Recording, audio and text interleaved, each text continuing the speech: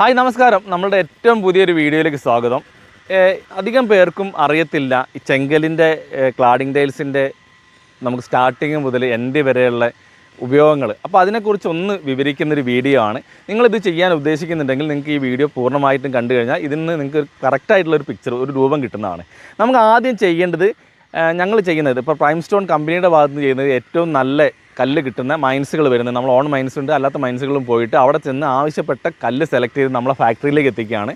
ഈ ഫാക്ടറിയിൽ നിന്ന് നമ്മളിത് സ്ലൈസ് ചെയ്തിട്ട് എഡ്ജ് കട്ട് ചെയ്ത് വാഷ് ചെയ്തതിന് ശേഷം ഇത് പാക്ക് ചെയ്താണ് വരുന്നത്. ഇത് ഈ ഇത്രയും സമയങ്ങളിൽ നമ്മൾ ചെയ്യുന്ന 100% നാച്ചുറലായിട്ട് തന്നെയാണ്. യാതൊരു വിധത്തിലുള്ള കെമിക്കൽസോ കാര്യങ്ങളൊന്നും ഉപയോഗിക്കുന്നില്ല. ഇത് വാഷ് ചെയ്ത് ഡ്രൈ ചെയ്ത് പാക്ക് ചെയ്ത് വരുന്നത് നിങ്ങളെ കൈകളിലേക്ക് വന്നു കഴിഞ്ഞാൽ നിങ്ങൾ ചെയ്യേണ്ടത് നേരെ ഈ ബോക്സ് പാക്കിംഗ് ഓപ്പൺ ചെയ്തിട്ട് അതിനകത്തുനിന്ന് ടൈൽ എടുക്കുക. 8 പീസ് വരുന്ന ടൈലാണ് നമുക്ക് അധികം വരുന്ന ബോക്സ് പാക്കിംഗ് വരുന്നത്. ഇത്തരത്തിലുള്ള ബോക്സ് ഓപ്പൺ ചെയ്തിട്ട് നമുക്ക് ടൈൽ അദസീവ് വരുന്നുണ്ട്. പ്രൈം സ്റ്റോൺ നമ്മളെ കമ്പനി തന്നെ പ്രൊവൈഡ് ചെയ്യുന്ന ടൈൽ അദസീവ് ഉണ്ട്. മാർക്കറ്റിൽ ഒരുപാട് ടൈൽ അദസീവുകളുണ്ട്.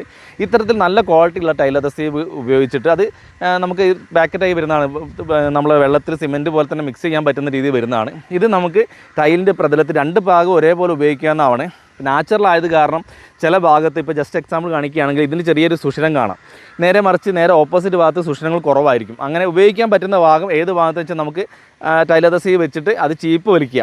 നമുക്ക് ഇതിന് ചീപ്പ് വരുന്നുണ്ട്. ടൈലിൻ്റെ പണിക്കാർക്കെല്ലാം അറിയുന്നതാണ് ചീപ്പ്. നമുക്ക് ടൈലിൻ്റെ പുറത്തും വലിക്കുക, അതേപോലെ തന്നെ നമുക്കിത് ലേയിങ് ചെയ്യേണ്ട ഭിത്തിയിലും കൂടെ നമുക്ക് ഈ ഒരു ഇത് വലിക്കാം. എന്നിട്ട് നേരെ ടൈൽ ഫിക്സ് ചെയ്യുക. ഫിക്സ് ചെയ്തിട്ട് ഇത് കംപ്ലീറ്റ് ആയതിന് ശേഷം ഒരു 2 ദിവസം ഇത് ഇങ്ങനെ തന്നെ വിടുക. ഇത് വിട്ട് കഴിഞ്ഞതെന്ന് വെച്ചാൽ ശരിക്കും ഇതൊരു ഫിക്സ് ആവാൻ വേണ്ടിയിട്ടുള്ള, നമുക്കിതൊന്ന് ഉറപ്പ് കിട്ടാനുള്ളതിന് വേണ്ടിയിട്ടാണ്.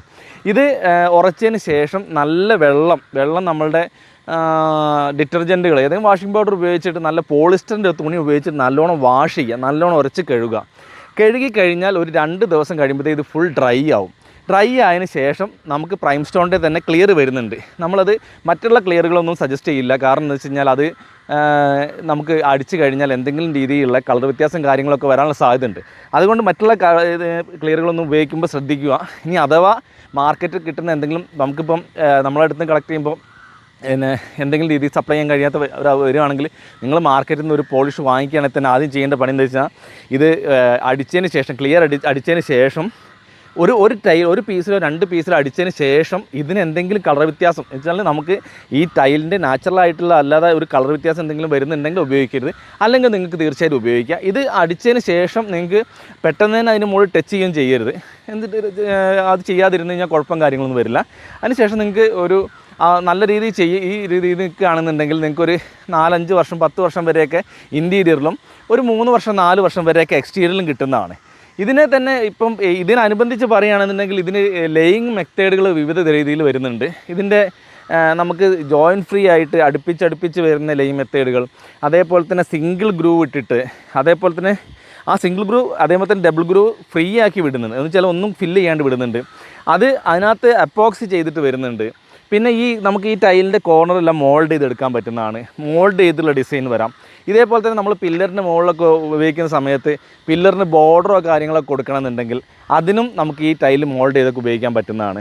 അപ്പം നിങ്ങൾ പ്രൈം സ്റ്റോണിൻ്റെ ലാറ്ററൈറ്റ് ക്ലാഡിംഗ് ടൈൽസ് വാങ്ങിക്കുന്ന സമയത്ത് തീർച്ചയായിട്ടും വാങ്ങിക്കേണ്ട കാര്യം, ഒന്ന് ടൈൽ അദസീവ് വാങ്ങിക്കുക, രണ്ടാമത് വാങ്ങിക്കേണ്ടത് ഇതിന് ആവശ്യപ്പെട്ട പോളിഷ്. ഇതെല്ലാം നമ്മളുടെ എക്സ്പീരിയൻസിൻ്റെ മുകളിൽ നമ്മളുടെ കമ്പനി തന്നെ പ്രൊവൈഡ് ചെയ്യുന്ന മെറ്റീരിയൽ ആയത് കാരണം നമുക്ക് അതിനുള്ള ഗ്യാരണ്ടിയും കാര്യങ്ങളും ചെയ്യാൻ പറ്റും.